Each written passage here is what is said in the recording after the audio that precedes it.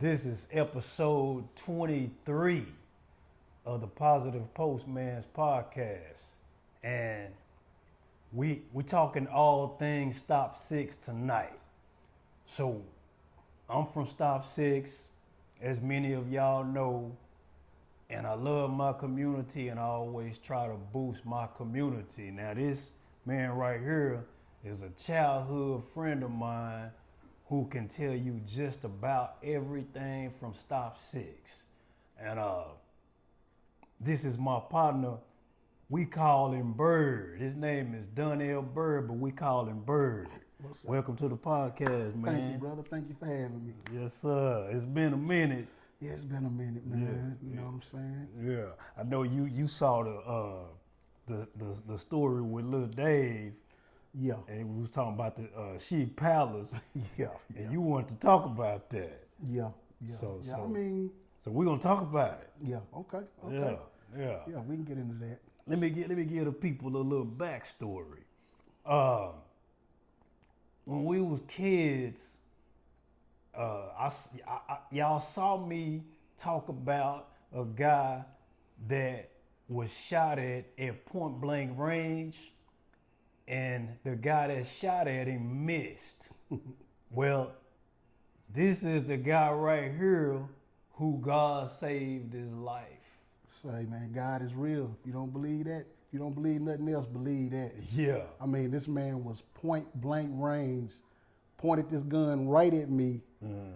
He was standing right next to me. We watched this bullet literally come out this gun, come right directly towards me and go the other way. Yeah. If that ain't God, Yeah. I don't know what it is. Yeah.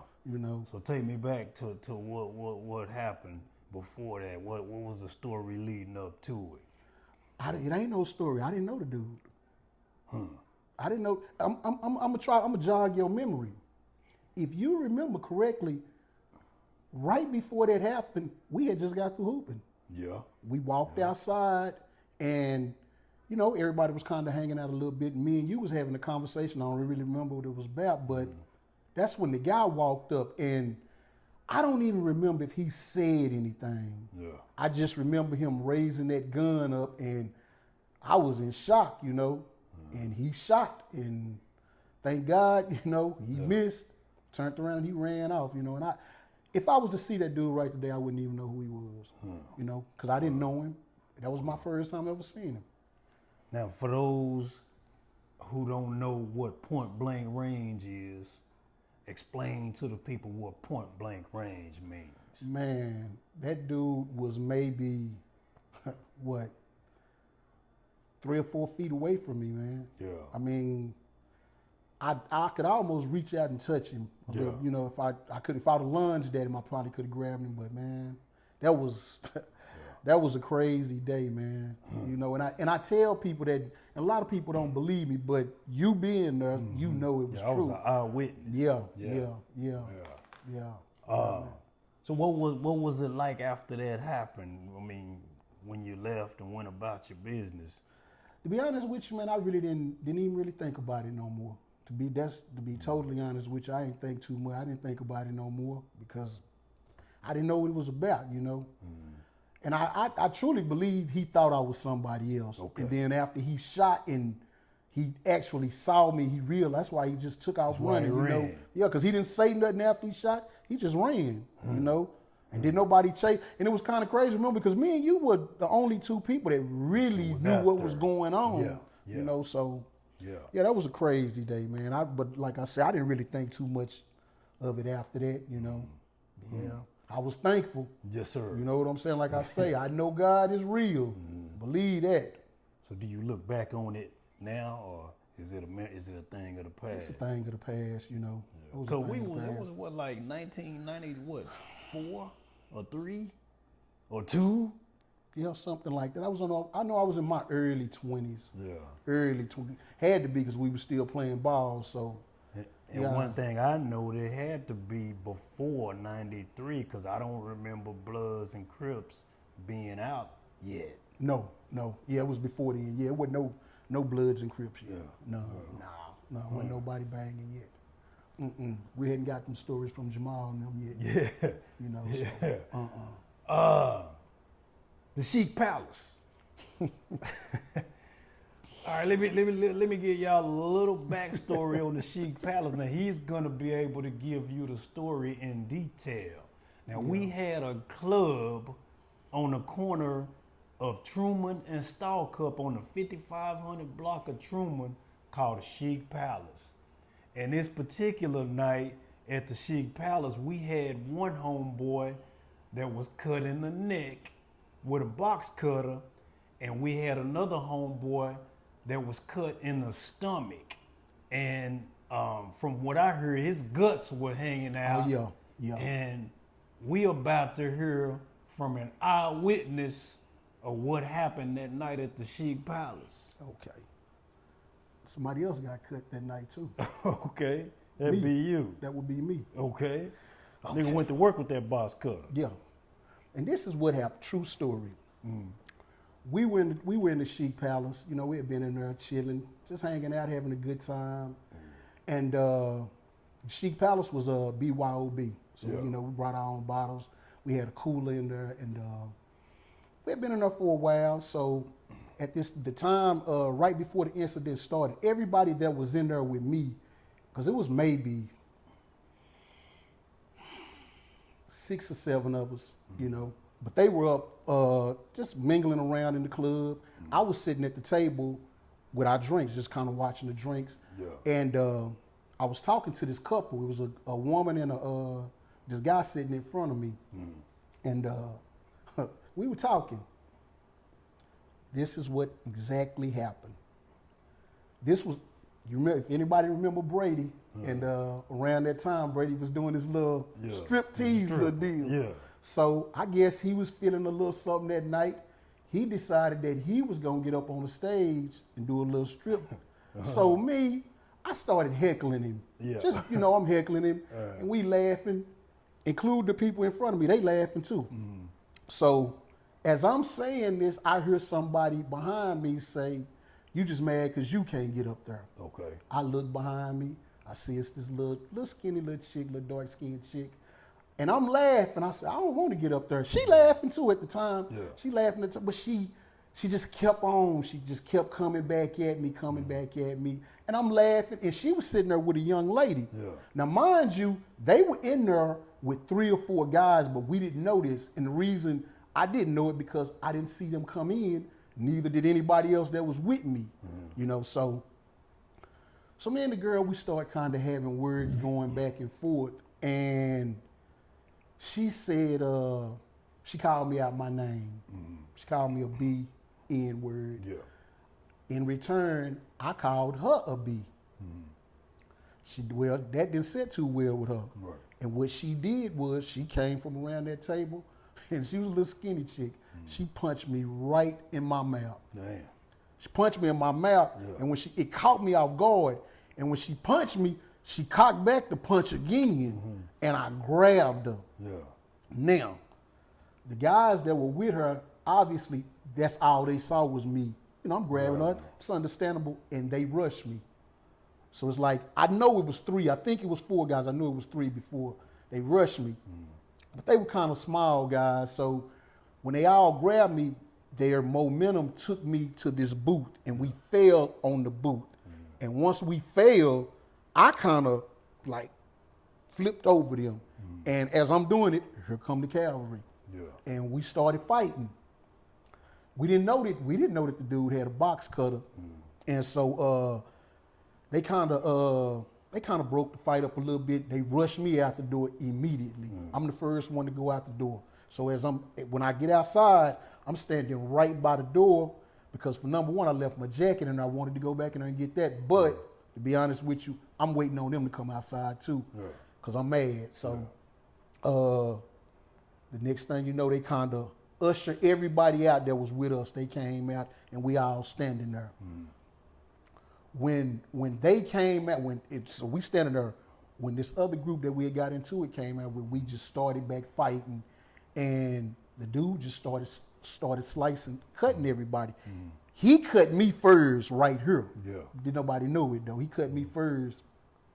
And at that score right there? Yeah, when he cut me, I don't want to say no names. Yeah. One of our partners grabbed him, but he still didn't know that he had that box cutter. He grabbed him, and that's when he got cut right here. He fell on the ground. I kind of gonna lie, I kind of seen him fall out the corner of my, with my peripheral, but I'm fighting. We still fighting. Yeah. They break it up, and so once they broke the fight up, that's when we seen our partner laying on the ground. His guts was hanging out.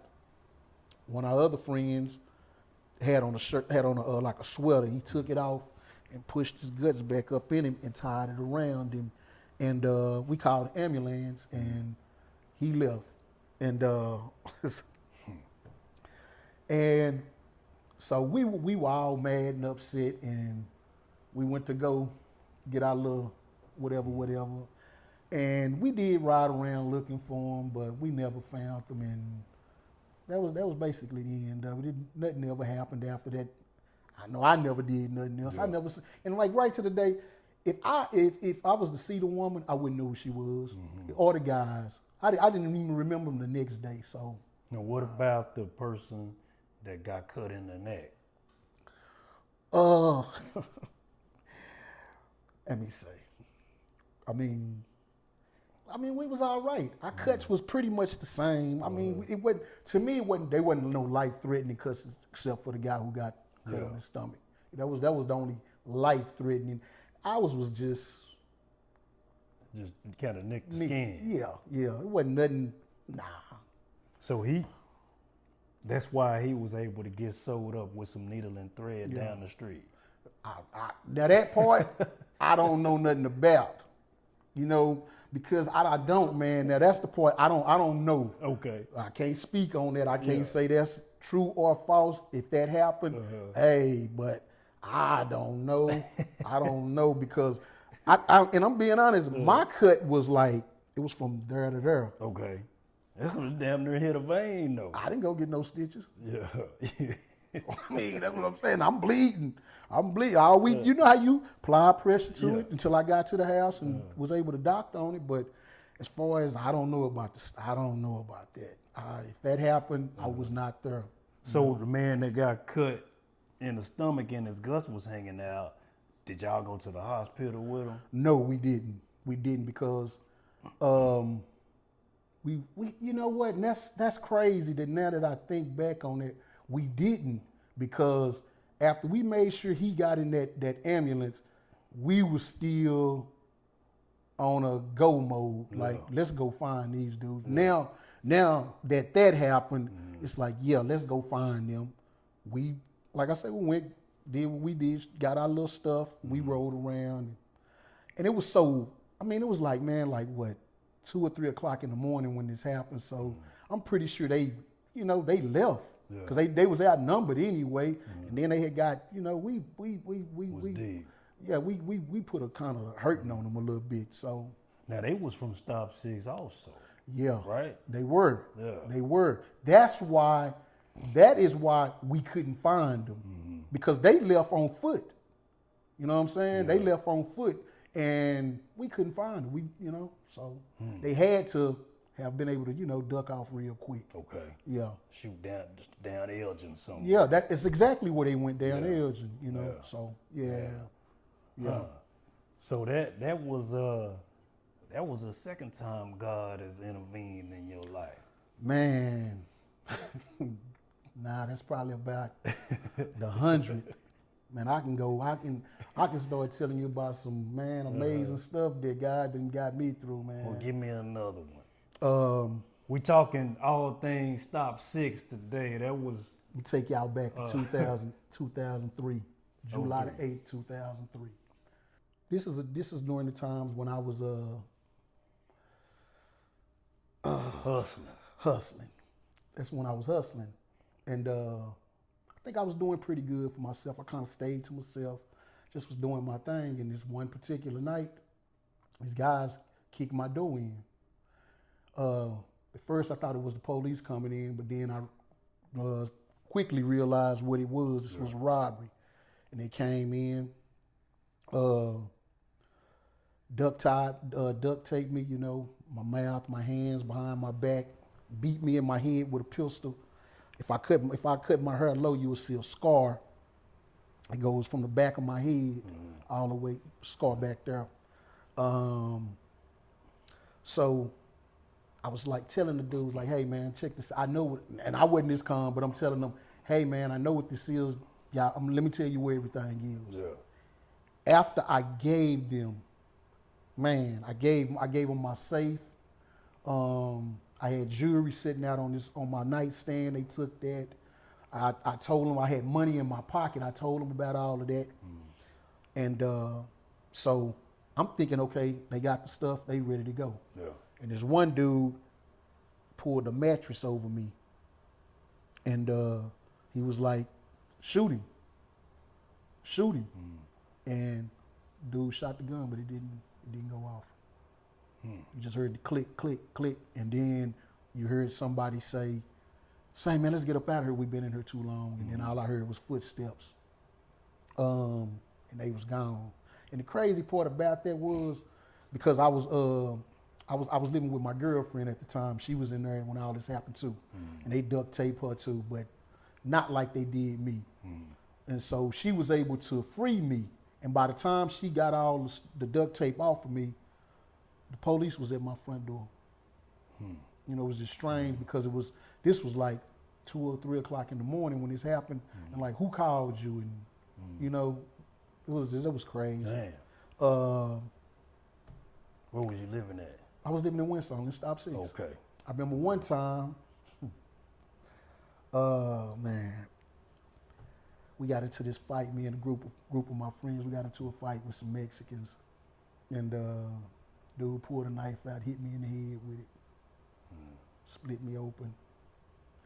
Man, I'm bleeding like a hog. Yeah. I made it through that, man. Man, this is just so much, man. It's so much, man. God done kept his hands on me, man. So I know he got a plan for me. So, man, you know. Well, what do you think that plan or that purpose is? Because we was talking last night, I heard you say, well, you told me that you were a role model. And that's what I think it was. Because, man, I'm going to tell you something. Man, you never know who's watching you. You never know how people look up to you, you know, because of a certain way you might carry yourself, you know. You know that saying where they say people can see something in you that you don't see in yourself? Right. I think I went through a lot of years of my life like that because, you know, man, like a lot of people came up to me and told me how much they admired me, and I was like, what? I was like, man, yeah, you conducted yourself like this. I was watching you. And I was like, what? It was like, yeah, man, you know, and you know, it was just like, it was crazy, man. Yeah. And so as I started to get older, you know, I started to be more aware of that and pay attention to the people that's paying attention to me. And I had a whole bunch of young guys, especially when I was hustling, that was watching, and I didn't know it, you know. And I didn't know that my words meant something to them. Because I remember when they came to me and started to ask me about it, I was like, nah, man, this ain't what's up. Right. You know, man, you need to go to school. You need to get your education. I promise you. And I broke it all the way down to them what was going to happen. And even though I was still doing it, you know, I knew the consequences of it, you know, so I didn't want to lead them down that road. And I can say 5 or 6 of them dudes right now are successful. And they credit me, but it's really, you know, yeah. I don't deserve none of the credit. Yeah. You know. So I disagree with that. You know. But now you said you did 3 years in prison. Yeah. Yeah. What did you go to prison for? Possession of a controlled substance. Actually, man, I went to state jail first. Back in what was that? 95. I went to state jail for 18 months. 99, I went to state jail for 6 months. And then 2000, what was that? 2005. 2005 to 2008. That's when you caught the I chain. went to TDC, yeah. What yard was you on? I actually never made it to York, man, because my time was so short. I actually stayed on transfer facilities. Okay. So I didn't never really hit a ID unit or nothing. Nah.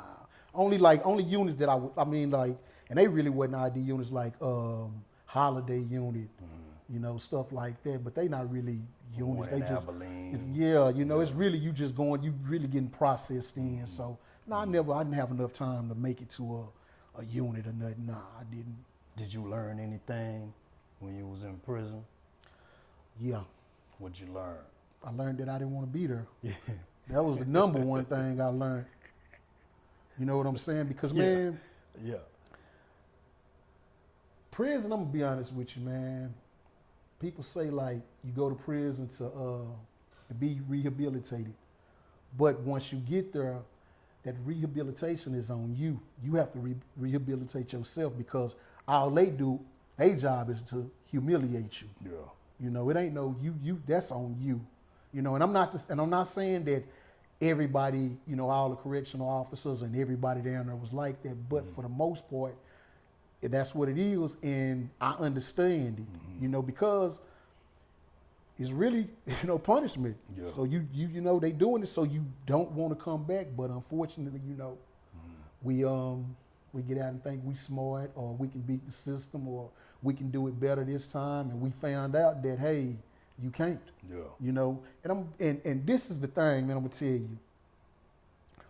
When you get to prison, man, after you kind of go through this little process of getting your hair cut, and because as soon as you get there, you get humiliated. Soon as you get there, it's you, the people you came with, and people from other counties. As soon as y'all get in this room, it's like rows of people. Mind you, they call it nuts to butts. You got people in front of you, people in behind, and they tell y'all to get naked. Everybody get naked, and in a single file line. Now it's rows. Okay. Like people, your private parts almost touching, right? And so after that, then they send you over to a window where it's a lady and you stand there talking to her naked. And then they finally give you a pair of boxers, put you in a cage, shave your head, sit, give you clothes, set you on the bench. And once you get to that bench and you look up, it's a big sign up there. It's a big sign. And that sign says the definition of insanity. Okay. It's right up there, big and bold. The definition of insanity is doing the same thing over and expecting different results. And a lot of us read that and don't even get it. Until that second or third time you go in there and read it. Yeah. Then you get it, it's like, okay, I see what they say. But you got it. Yeah, I got it. Yeah. Yeah, I got it. Why do you think so many people don't get it? Or don't get it on the first go around? Oh man, I don't know. I really can't speak for them, man. I don't know. I think a lot of people think they can just get back out and they can beat the system. Or really, man, you know what? It's this. Once you gotta want to change. You gotta want that change for yourself. You gotta want better. You gotta understand that, hey, this is not what I want to do. And what I did when I got to prison, one thing I didn't do was I never got comfortable. I never allowed myself to get comfortable with being there. And because that's what a lot of dudes do. They play cards, they gamble, they do all of this stuff. I didn't get caught up in none of that. That's why I didn't never get into no fights. I didn't never get into no arguments, because that TV, gambling, and messing with them boys is the biggest things you can get into it. It's the easy way to get into it with somebody. So man, I never really did all of that. And I knew that was something I didn't want to do. And I actually knew I was better than that. Yeah. I knew I'm like, man, I can't believe that I allowed myself to get put in this situation. But, it was the choices I made. Yeah. And this is something I realized in prison was the choices you make. Man, remember this, the choices you make are going to determine the outcome of your life For real. Yeah. You know, you gotta be able to think for yourself, you know. Or think before you react. Yeah, you got to. 'Cause you gotta always think about the consequences, you know. And it was just, man, it was a learning experience for me, you know. It was a learning experience. And I actually learned a lot about myself, you know, being in prison. And so, man, I grew a little bit in there, you know. I matured. And I remember one day, man, I was sitting at this table reading this book, and this guy walked up to me. Dude, pretty cool dude. He was like, say, Byrd, when you get out, man, what you gonna do? I said, man, I'm just gonna, you know, live my life, man, and just try to get it together. He said, have you set yourself any, like, goals? I said, no, I haven't. He said, yeah, man, that's what you probably ought to do. He said, man, set yourself some short-term goals before you get out. He said, because the saying is, if you don't have a plan to come back. You know, that's the saying in TDC.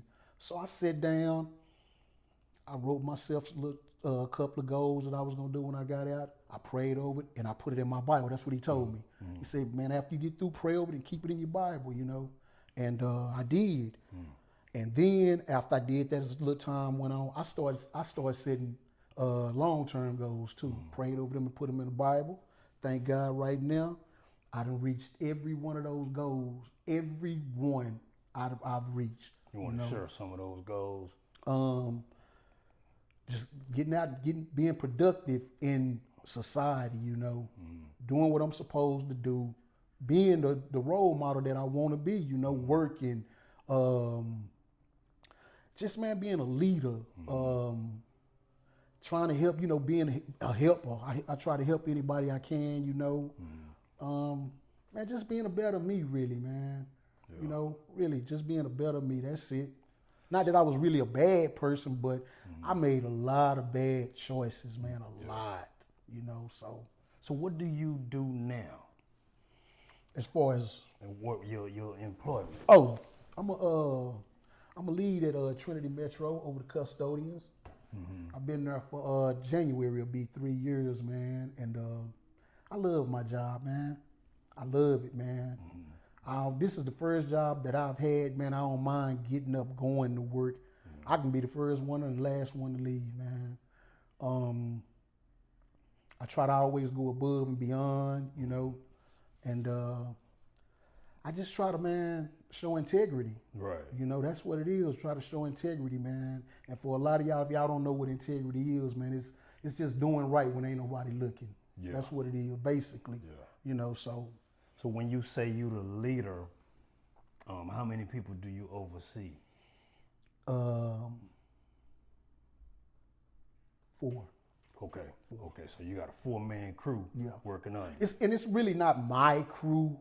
You know, I don't want to call it my crew because we all consider us all equal, but it's just like, you know, I'm the go-to. Right. You know, if they need me to come in early, I'm gonna be in early. They need me to stay late, I'm gonna stay late. They need me to help out, I'm gonna help out. So it's just, yeah, man, you know. I try to set examples at work too, you know, just, man, I'm trying every day, man, I try to be a better person than I was yesterday, you know. Yeah. This is Black Byrd from Stop Six. Yes, sir. What does Stop Six mean to you? Man, Stop Six, man, I love Stop Six, man. I love the community, man. It means a lot to me. It means a lot, man.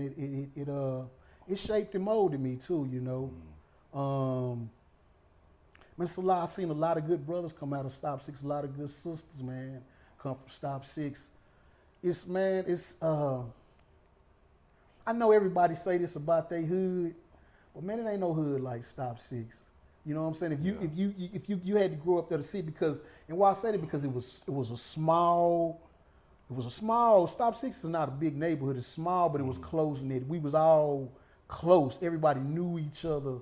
You know, our mothers knew each other. It was a village, man. You know, growing up, that was, when they said, you know, it took a village to raise a kid, that was that village, man. Yeah. You know, because it was so good, man. I didn't even know I was poor when I was young. Yeah. You know, that None of community us was did. because Yeah. I mean, we didn't we go not- without nothing. The stuff that we didn't need, that we needed, we didn't Yeah. go without that, man. And we didn't really see nobody that was rich or had money, so No, we didn't know. no, man. So now, yeah, man. Yeah, man, I love Stop Six, man. It mean the world to me, man. Now you went to Dunbar High School. Paul Lawrence, What does Yes, that sir. mean to you? say, man. that meant a lot too, man. I love Dunbar. I love, man. Them years, man, from '84 to '88.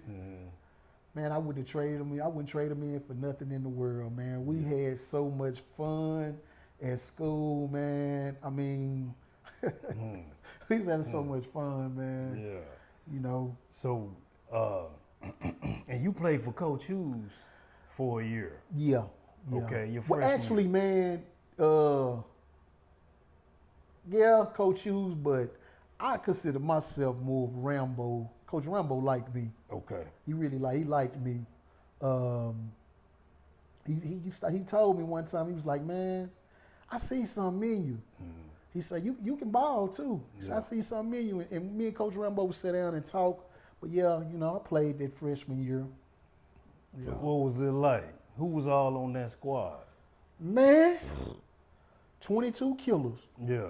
I mean, 20, when I say 22 killers, I mean, it was 22 dudes, man, and That could hoop. yeah, everybody could go. For real, man. Everybody could go.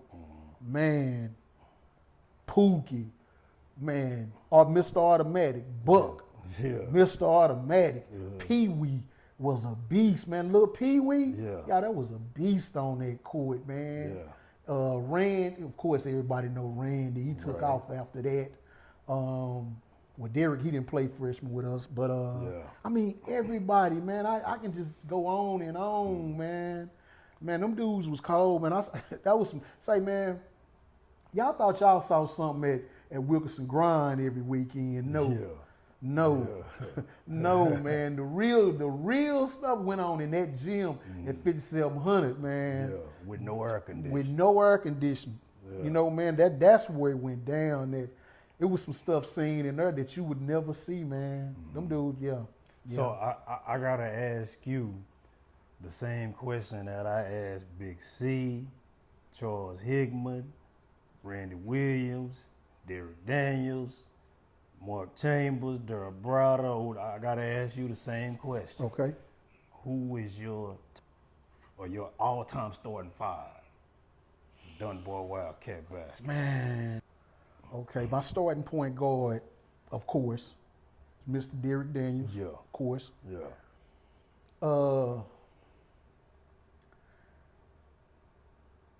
My two guard would be Browder, Okay. even though he could play either or. And I kind of want to put Randy there, but Randy is like a shooting forward, Okay. shooting small forward. Yeah. True. So I'm being biased, so I'm gonna put Randy in there, At the three. the three. I'm gonna have to go with the people with me. Big Slow gonna be in the middle, of Okay. course. The five. Yeah. No disrespect to the old school, but I'm gonna have to keep it back here. I'm gonna have to go with Gary Collier. Big man. C. Yeah. Okay. I'm gonna have to go with Big Okay. Collier. Most of the people had the same five. I think somebody might have threw Spider and Jermis in there. And see, that's what I was saying. And the only reason I didn't really say them, man, and it's no disrespect because I was just going with more of the people that I saw a lot. Okay. Because I remember the older players too. I remember going to Billingsley Fieldhouse and seeing them, but it wasn't the same as I was actually in the gym with these dudes and saw them, I saw them get, start and seeing them get better. And so that's why I basically chose them. Yeah. And these were some cold brothers, you know. For real, man. I'm going to tell you something about, and everybody say this about Dunbar. Man, back at that time when we was in school, man, Dunbar was so good that if everybody flunked off that team or quit, Coach Hughes could have went in the hall and grabbed grabbed the team, and we still would have won. Yeah. I know I'm being biased, but it was just that serious, man. Dudes could hoop, and a lot of dudes didn't play because they didn't want to follow Coach Hughes' rules, or they didn't want to cut their hair. They felt like they had to cut their hair, or it was just, but it was a lot of dudes, man. Derek talked about a dude named Seattle. Hold on, man. Woo. First dude I ever seen with the waves go to the side that way. He was doing N1 before N1 was. He was doing N1 in 86, 87. Okay. Yeah, he say, man, this dude was smooth. Yeah. Was he from Seattle? Yeah, I think it's Seattle, Washington. Yeah. Okay. Yeah. And I think he only stayed at Dunbar for a year. I think maybe 2. I know 1 year for sure. And he didn't, in my opinion, I don't think he got a fresh shake. Okay. Because he was better. Hitting damn near everybody. Yeah, man. Yeah. And I think he was like 6'4", 6'5". He could do everything.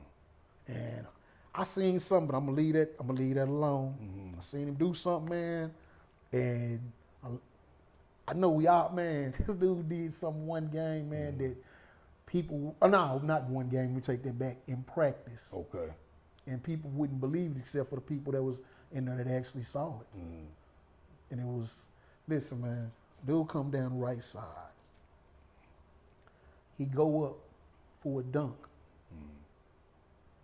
Spin the ball on his hand.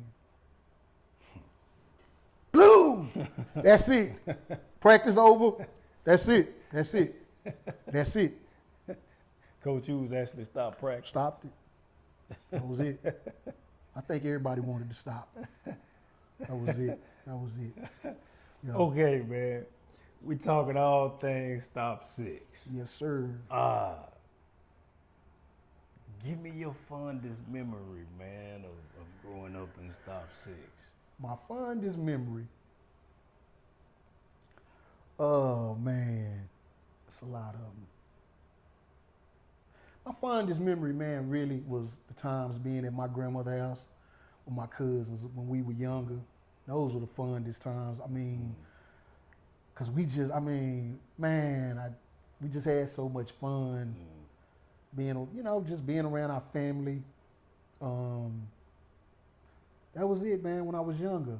My fondest times. In high school, middle. I mean, just all of it, man. Just growing up was so man, it was so cool in Stop Six, man. Yeah.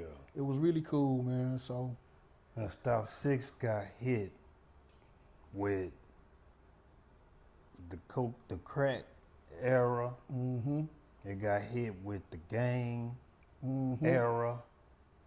How did you feel about that? Let me be honest. I didn't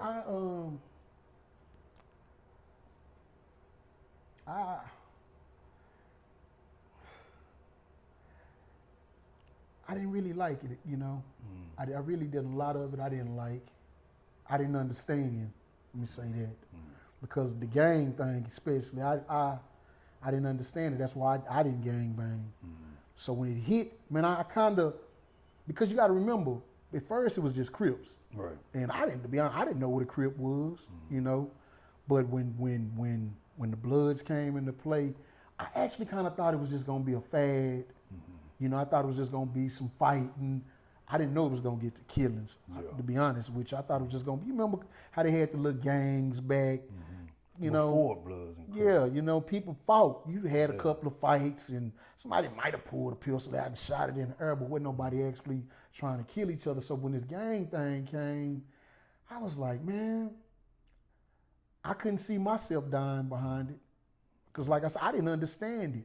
It didn't make sense to me.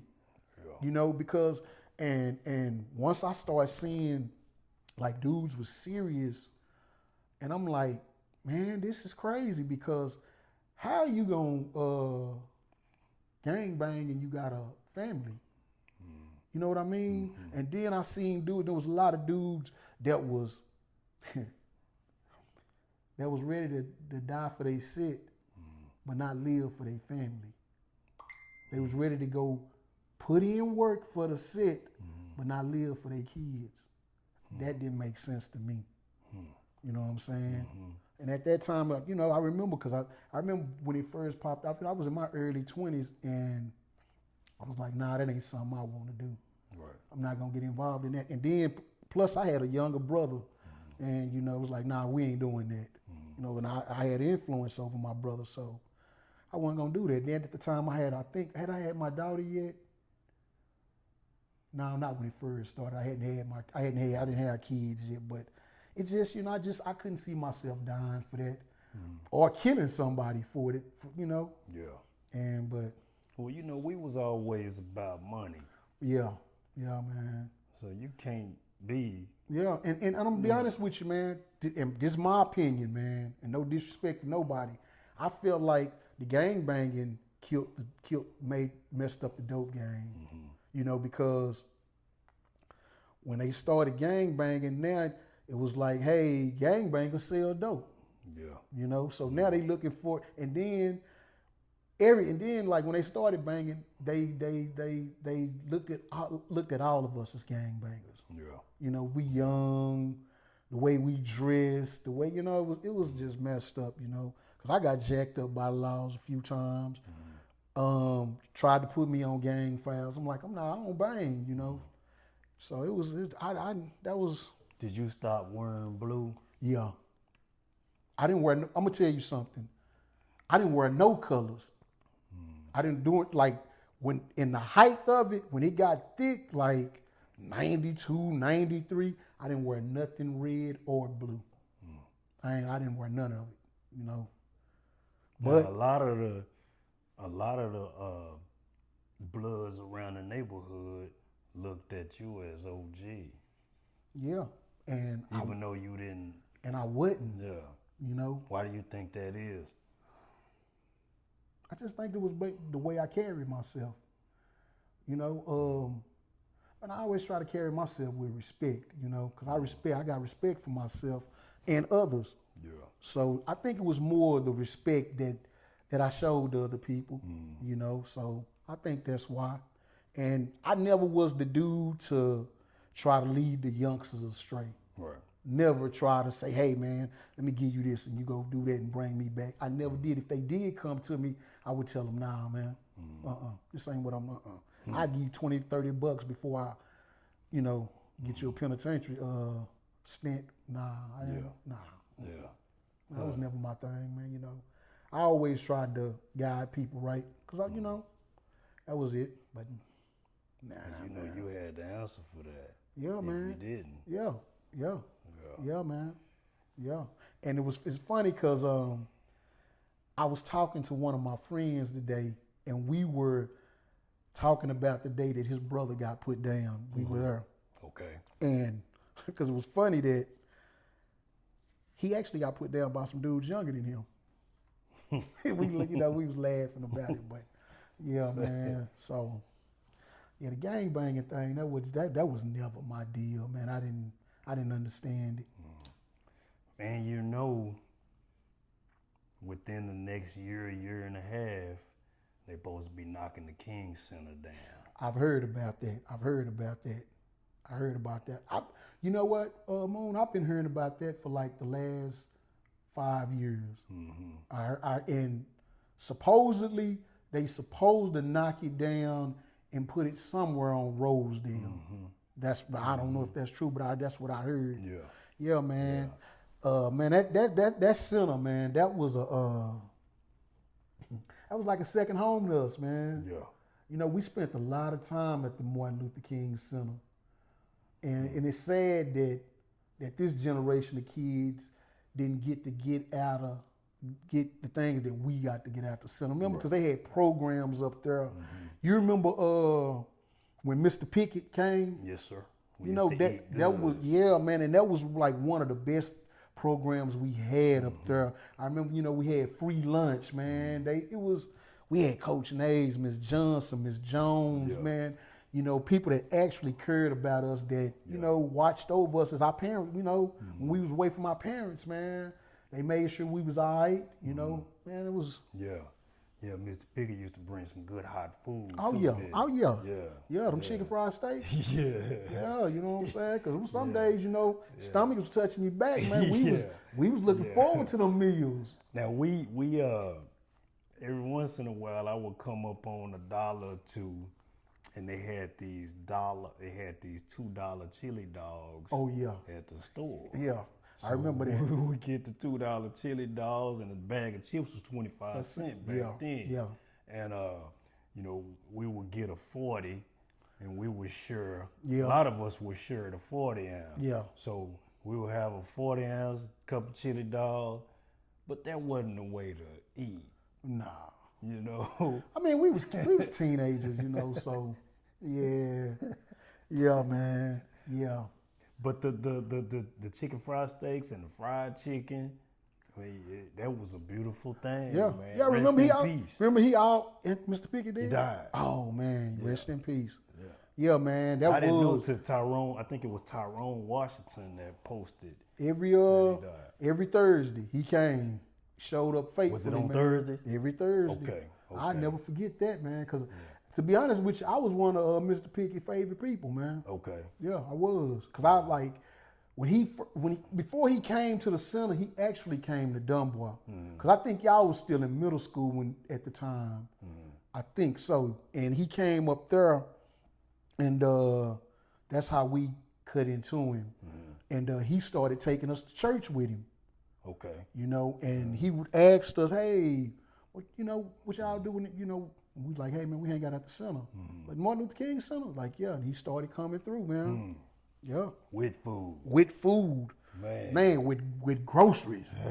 That was, man, every Thursday. We was gonna have if you didn't have a home cooked meal at home, that Thursday you was gonna have You one. gonna have one. Yeah. The King Center had these little it wasn't really four-wheelers, but I guess they was like tables on 4 wheels. Yeah. And we used to roll them out there and get the food. Yeah, man. Yeah. Yeah, man. Yeah. Man. We talking all things Stop Six R.I.P. tonight. Mr. Pickett, man. Yeah. Oh man, I didn't know that. The projects got knocked down. I want to say about 3-4 years ago. Yeah. Did you feel any kind of way about that? Good, bad? Did you feel like it was necessary? I'm sorry, like if it's like okay. It's like a little like for us that grew up in the projects, it was like a little piece of our history, got tore down. But man, to be honest with you, the projects were starting to get out of control. It wasn't. It was time. It was time. I think it was time too. So people had to get out the projects. Yeah. It was time for them to go. It was time for them. So I wasn't really mad when they tore them down. I didn't. I wasn't mad. But I, because I got memories. Yeah. I can still go over there right now and say, hey, I remember this apartment sit right here, or this tree was right there. Or this, so yeah, man, I still got memories, but I think it was time for them to go. Yeah. I think it was time for them to go because everybody needed to get out the projects, and get themselves in a different environment, because it was out of control over there. It had got way out of control. The Stop Six Project. Yeah, Cavill Place. Yeah. Yeah. Yeah. Oh, Yeah, man. Them projects. You lost your mom some years ago.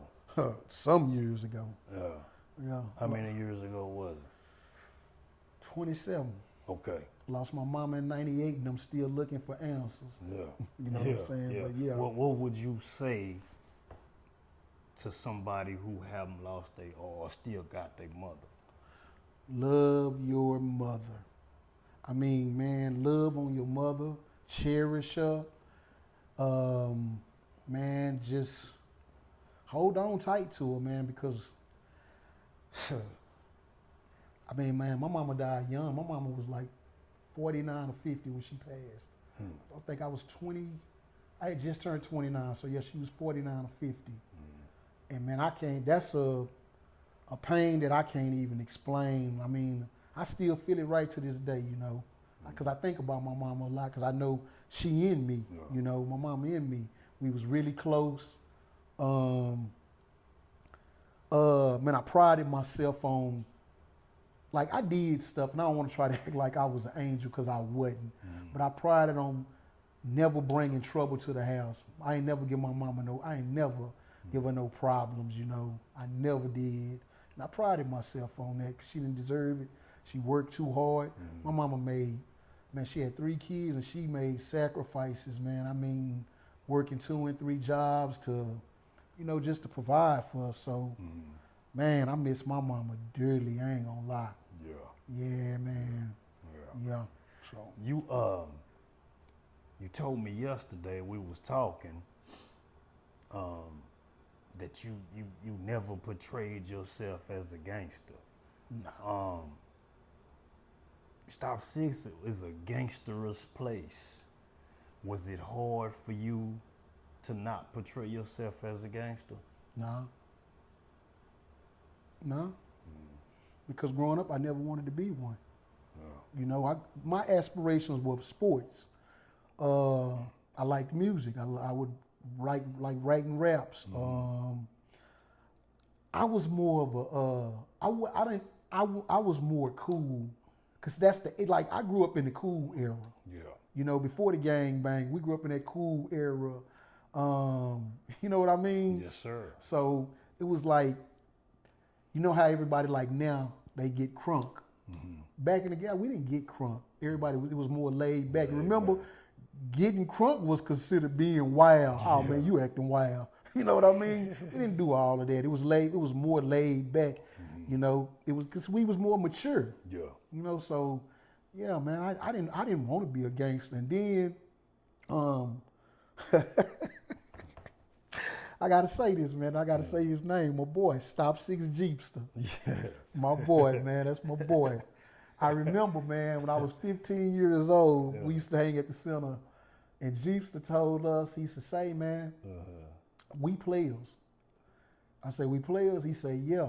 He said, not because we got a lot of women, it's the way we carry ourselves. We play about ourselves.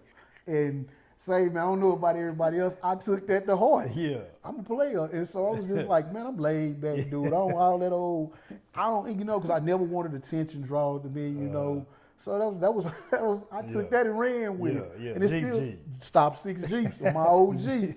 Yeah, what I'm saying? Yeah, man. Say, y'all don't know Stop Six. Say, Some man, of y'all know Stop Six Jeepster, man. Say, man, you get up in the 5MC. Yeah. You know what I'm saying? There's 2 things you got to do, and that's ride and be quiet. You know what I'm saying? Ride and be quiet. All that asking questions, that'll get you put out real quick. Let me throw another name out. Yeah. Skin Tight. Legendary. Yeah. Legendary. Tight, man. R.I.P. Skin Tight. R.I.P. Tight. Yeah, man. Real. That's man. That's man, that's my dude, man. Yeah. That's the big homie.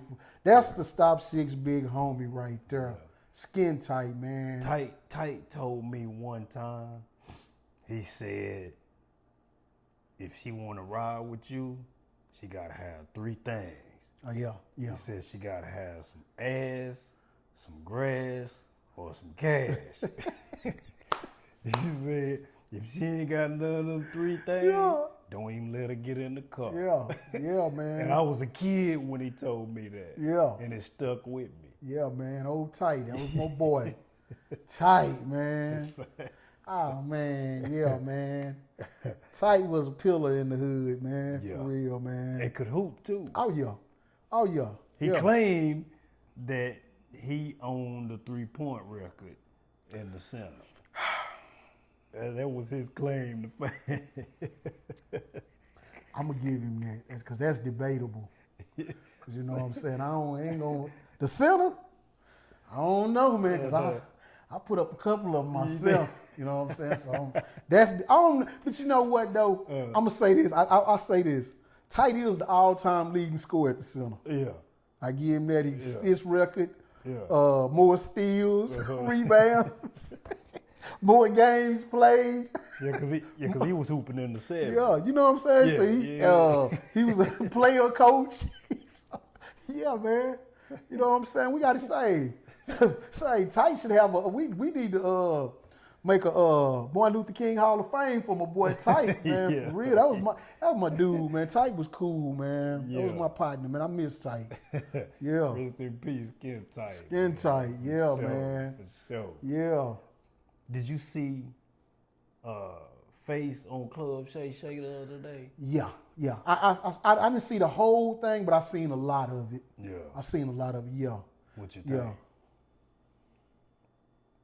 Oh, man. Face got a story, man. Well, you know me, man. You know how I feel about Face. I do. So sometimes I'm gonna be honest with you. I be feeling like Face telling my story. Yeah. I'm gonna tell you something. I remember when I first started listening to Face, I was like, man, Who tell the people who Face is for the ones that don't know? Brad Scarface Jordan. You know what I'm saying? Mr. Scarface himself out of Houston, Texas, man. The legend, man. Yeah. Mr. Ghetto Boy himself, man. Yeah. But yeah, man, I when I first start listening to Face, I'm like, man, this just feels so familiar to me. You know, without the suicidal stuff. Yeah. But all that other stuff, it's like, man, it just hit home with me. And then when I found out when his birthday was, like, this nigga Scorpio too. My birthday a week before he was, so it was just, man, Face, man. Yeah, man, Face, yeah, he got a story to tell. What's your favorite album by Scarface? If you had to pick one. If it's a tie, I understand that too. Last of a Dying Breed. Okay. And Man, you got Balls in My Words. You got Deeply Rooted. You got Mr. yeah, I know what it Scarface's back. You got now it's gonna be Last of a Dying Breed and The World Is Yours. Word is yours. Yeah, for me. Yeah, because them were some albums that I could listen to front to back without skipping. Them the only two? No, but those were my favorite. Okay, ones, okay. I say, man, what you want to hear? Yeah. I bust any, man. Dudes used to come to get me just to say, hey, man, sing this Scarface song for me. But yeah, man. So what's the first song that come to mind? It's a song called Sorry for What. That comes to mind. Yeah. That was like when he Give was. me a bar. Is there anybody out there? I swear I feel so all alone. Yeah. Back down on my knees again, hoping you can keep me strong. That's on Last but of I the can't Dying fall. Breed. Yeah. I can't fall asleep tonight. I took too many sleeping pills. I drunk too many Miller's Lights, and I can feel the reaper near. Please forgive me of my sins. Yeah. I'm sorry, I'm just another man. Man, I just Yeah. But yeah, man. Best Face collabo. Okay. Do I need to throw some names out there? Let me say this. Without the Ghetto Boys or with the Ghetto Without the Ghetto Boy. Okay, okay. Yeah. Because I was just going to say one of them is When It Get Gangster with D. Yeah. I don't know my favorite collab, man. I gotta go with Hand Over Dead Body. Or Smile. You can't go wrong with that one, man. I guess I'm gonna go with Scarface, Jay-Z, and Benny Siegel. Both on Guess Who's Bizak. Okay. And This Can't Be Life. This Can't Be Life. That's a good one. Yeah. That's a good one. Yeah. I heard him talk about that on Club Shay Shay about how that particular verse. Yeah. It was a true story. Yeah. And see, before he told that on Club Shay Shay, Benny Siegel told the story first. Okay. Because he was telling they was asking him about how did that song come about, and he was telling them, and he said that literally Face was in there finna get ready to write his bars, write his lyrics, and he got the phone call. He stepped out. So he stepped out the booth, and he broke down, and they seen it, and he came back in, and he wrote that. Had ever been a Face song that triggered your emotions? Sorry for What? Okay. Yeah, because if you get deep in, you gotta listen to it. It's that. when you get a chance, just listen to it, and then you'll understand where I'm coming from, because it's some stuff if anybody who knows Sorry for It, if you know the song that I'm talking about, you'll understand. It's a really deep song, you know, because it's like 7th grade family problems. And I don't know my next of kin in these days and these fucked up ways. Who the fuck are them? My daddy had 6 other kids, but he didn't say 6. I'm just saying that. My daddy had 6 other kids, but I ain't never seen them. So ain't no sense of coming around now. You ain't been here before. So it's just that song go, man. He say, he got a bar in there where he say, I hope my daddy did give a fuck and she ain't let him do his job. You know what I'm saying? That right there, I was like, damn. I wonder how many people feel like that. You know what I'm saying? Like, did my daddy really run off, or you know what was the, you know, because a lot of us don't never hear the stories of what happened. Let me give you a bar, and you tell me the song. It's like the ghetto's got a heart and a soul, a mind of its own. A hunger for a young cat to die before he grown. A lust for a young girl to slide down a pole. She's always falling short on her goal. The street life is cold. Either win or lose or you fold. Money is the root to all evils, what I was told. Oh man, everything that you thought that you believed in was a hoax. You put your faith in front of those demons, and when the smoke clears, the truth appears. The fight for your life. Let me get. Sorry, We like face. Yeah, man. For real. Yeah, man, I think everybody in Stop Six like face. I think so too. You know, especially in our era. Yeah. You know what I'm saying? So everybody. But you know like what face. though, Byrd? I think that Jay-Z is a better rapper, but I think Face is harder. And I think Tupac is deeper. But I can't really say he deeper than Face, but they both got depth. Jay-Z is a lyricist. J. Cole, man. Yeah, I agree with that. You know, I agree with that, but Face still my favorite. Yeah. You know, that's just like I could say, Jordan is the GOAT, but Magic Johnson is my favorite player of all time. Yeah. You know, so. Yeah. Speaking of professional sports, the Dolphins is your favorite team. Yeah. Now let me say this. They haven't always been my favorite team. Okay. You know, I was kind of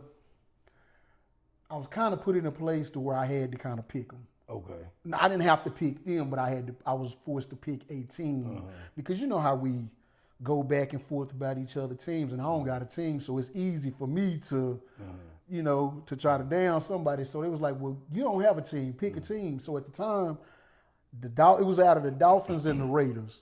First, I said I'm gonna be a Raiders fan. How long ago was this? Because the Ravens was Cleveland before they was not the Raiders, the Saints. Okay. Traded Ricky Williams to the Dolphins. I remember that. I said, you know what? And the Dolphins was like the worst team at the time. I said, because I like Ricky. You know, he came out of Texas. I said, I'm gonna go with the Dolphins. The Dolphins, my team. This was like 2002. Okay. I think that's when they traded. 2002, 2001, 2000. So it's been like that for 23 years. Now you've been living in Texas all your life. Whole life. Now you've been watching football, I know, since at least about 79, 80, somewhere around there. Is that fair to say? Man, I actually seen O.J. Simpson play. Okay, what was that 75, 76? 75, 76, okay. Yeah. So why didn't you choose, since we live in Dallas-Fort Worth, why didn't you choose the Cowboys as your team? Good question. And I got a good answer for you. I was raised by my brother daddy, right? Okay. Hated the Cowboys with a passion. He hated the Cowboys so much that when Roger Staubach retired, he took off from work and had a party, and me and my sister didn't have to go to school. My mama came home and was like, did y'all go to school? Yeah. Listen, this was when did Roger, this was in the 70s. Yeah. What, Early 70, 80s, maybe. 78, 79, something he retired? This is, man, I never forget this. He danced around that house all day long, singing Bye Bye Roger, Bye Bye Dodger, I'm glad to see you go. You know what I'm saying? So, yeah. So it's because of your uncle. No. Your daddy's, your brother's dad. Yeah, and yeah, I just really didn't, and I ain't gonna say I didn't like the Cowboys, but I kind of liked the Steelers too, because at that time that's when they had Lynn Swan, them, you know, Terry Bradshaw, Stallworth, Rocky Bleier, you know, so. Me and Joe Green. Yeah, so I was kind of leaning towards them too. I liked them, you know, so. But my uncle, my favorite uncle, man, he was a Cowboys fan, and he didn't understand that either. Yeah. But yeah. So we, since we in their backyard, we gonna dig on them just a little bit. Have you been keeping up with the preseason and everything? Yeah. So how you think the Cowboys gonna do this year? Like they do every year, pretty much. Okay. I don't know, man. I'm gonna say this, man, because I'll be honest. You know, I can be honest. Even though I'm not a Cowboys fan, man, I done seen the Cowboys put the best team on the field a lot of years, and you know, I was like, I don't know why they can't get over that hump, you know, like when they get to the playoffs. But man, a lot of years they put the best team on the field, man. Maybe that's the regular season team. Yeah, I guess, but yeah, man. Yeah, I done seen them do it, and it's just, I don't know. In my opinion, is Jerry. Okay. I think you just need to go on fire yourself as that GM and let somebody else do that job. Well, he made it clear. Oh, well, yeah, I know. Yeah. He write them checks. Yeah. So. He spent $89 million. Yeah, but say, man, I get that. Say, Jerry, if you listening, I get that, man, but check this out. Robert Kraft, see, he won all them Super Bowls. Guess what he was doing? He was over there messing with that liquid gold. You know what I'm saying? He wasn't over there. He wasn't over there messing with Brady and them, talking about put Brady in the game and rapping on commercials and all of that, man. You know, he was somewhere else laid up in one of them houses getting a massage. And, you know, he had a GM too. Yeah. He had a GM. Come on, man. Chill out, relax, man. So is Dak Prescott the answer at quarterback? Yeah. You think so? Yeah. Yeah. Okay. Yeah, I do, man. I'm not a big Dak Prescott fan, but what I done seen from him, yeah. He do put up good numbers. Yeah. He put up good numbers. Yeah, he choked in the playoffs though. Okay. But how long he been playing for this team now? What, 8 years? 9 years. Man, he done a deal. I'm gonna say this. He deserved the money that they gave him. Okay. I'm gonna say that. I agree with that. Yeah, man. You know, cause he top 5. Yeah. You know, so yeah. Michael Parsons. Man, beast. He still ain't signed. He's still out under contract. He said he wanted to be traded. Oh, man, I don't think he gonna go. I don't think Jerry would let him leave. I think they gonna figure that out. Yeah. You know, I really think they gonna figure that out. You know what I think? I think Jerry Jones is a master marketer. Yeah. Any type of attention that he can bring to the Cowboys, boost the Cowboys bottom line. Yeah. Economically. Because one thing we know Jerry is not, and that's a fool. Yeah. He's not finna let this man leave. Right. You know, right. And not without getting something. You know, so he ain't going nowhere. Because he's arguably their best player. Yeah. You know what I'm saying? On both sides of the ball. Yeah. So why would you? Nah, Jerry ain't crazy. When is the next first season start next week, right? Yeah, they play the Eagles. Yeah, we'll see him. He gonna be. Yeah. Win or lose against the Eagles. I don't really know right now because we didn't really get to see the Cowboys like they didn't. I didn't really get to see, they players. So Right. I'm not gonna base it off of that preseason. I'm not gonna do that. So I don't know. I'm gonna say this. I think the Cowboys gonna put up a good fight. Okay. I ain't gonna say if they gonna win or lose. I ain't gonna say who gonna win or lose because I don't know. Yeah. But I think the Cowboys, man. I'm not a Cowboy hater.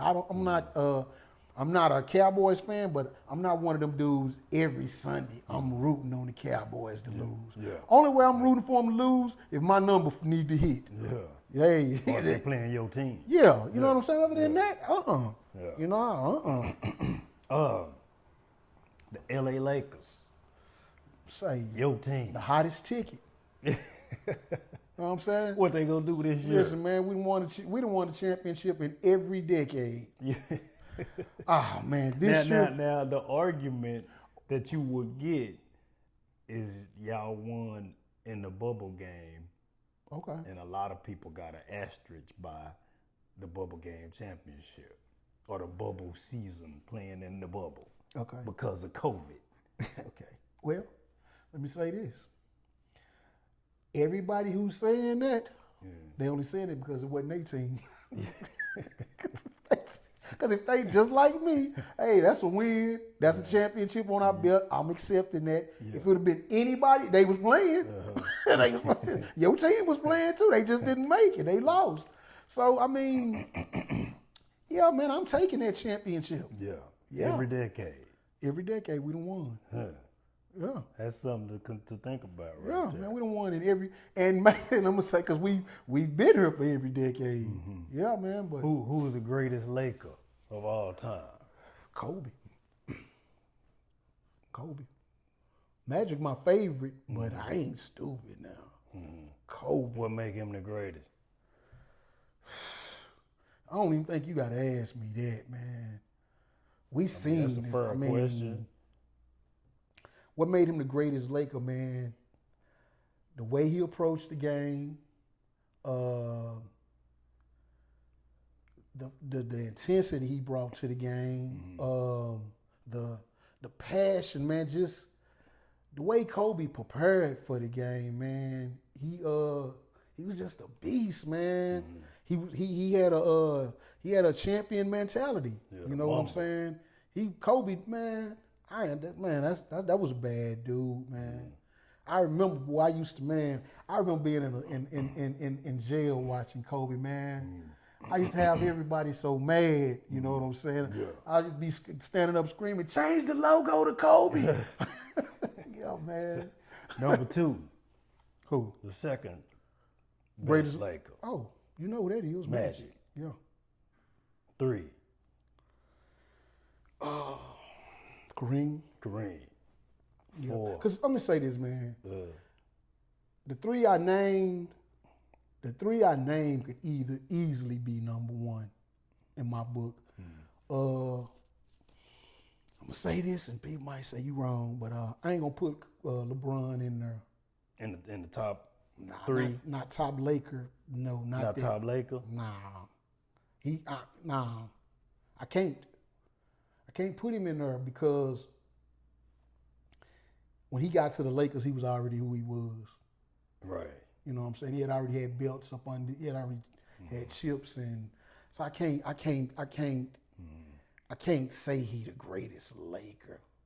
You know, Not even top 5. no, not, and it just because of when he came to the Lakers. You know, I can't. That'll be too disrespectful. That to the players that, you know, even Cooper and them, you know, Byron Scott, or you know, the players that actually got out there and fought. And I mean, he did win that championship, and like I said, I'm taking it, but it ain't like, you know, how they was there, you know. So I can't put him in my top 5 as a Laker.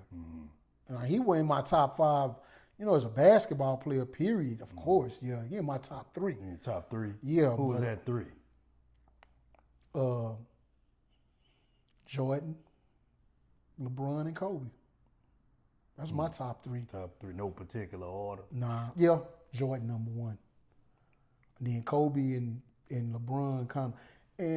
the thing, the edge I give, The edge I give Kobe the edge just because of. Because he's a Laker. Now, because of just who he was, man. Just, even if he didn't play for the Lakers, man, Kobe was just a dog, man. He was a winner, man. Yeah, he really was. He was going to do whatever it take to win, man. Yeah. So, yeah, man, Did Kobe. you see when he came to the Olympics after the team that was on, the team before didn't have Kobe on it and they lost? Yeah. And he came to the Olympics. Yeah. His intensity. Yeah, man. Kobe is not going to lose. Yeah. He's like Jordan, man. We ain't losing. Yeah. Yeah. Kobe was a beast, man. Yeah, man. He was a beast, man. I ain't gonna lie, man. I cried when Kobe died. Okay. I did because when I first saw it, how you see stuff. I'm like, man, who posted this? Ain't real. And I'm strolling down my timeline. I'm just keep seeing it. I'm like, man, let me go look now for real. And when I went and looked and it was real, I just was like, wow. Then, I found out his daughter passed and, all the people that passed, man. I was like, oh, man, look, my eyes got a little watery, man. I was like, dang, man. I couldn't believe that. Yeah, it was a shocker for I was real. hurting for his family, you know what I'm saying? Yeah, that was a shocker, man. Yeah. But yeah, man, I was hurt when Kobe passed. So going forward, you got LeBron, Luka. They got the center that came from Phoenix. He went to Phoenix and then he went to Portland. I think he came from Texas. Aiden. Yeah, Aiden. Yeah. And who else they got? Rui Hachimura still. So I guess the question is, where they gonna be at in the Western Conference mix? Because the Western Conference got some young dogs. I know, man. I know. I don't know, man. I don't know.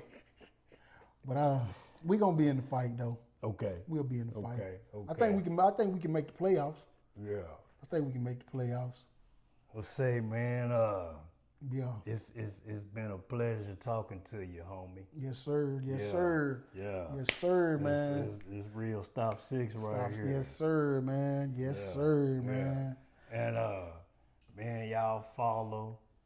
What's your name on Facebook? Donnell Byrd. Donnell Byrd. Yeah. Yeah, y'all follow Donnell Byrd on Facebook. If you just want to just be blessed with some old school knowledge and just some wisdom, and some jewels and some understanding about life. Yeah, man, because I can really get deep if you want to go there. Yeah. For real. Yeah. That's a lot of layers to me, man. Yeah. So that mean we're gonna have to sit down and talk again. Yeah. And you we can with get that? and we can get on a real deep level this time. Okay. Yeah. Okay. Yeah, we can get on a real deep level. Yeah. Yeah. Hey, I'm the positive postman. That's Black Byrd. That be me. Peace. We out. Yeah.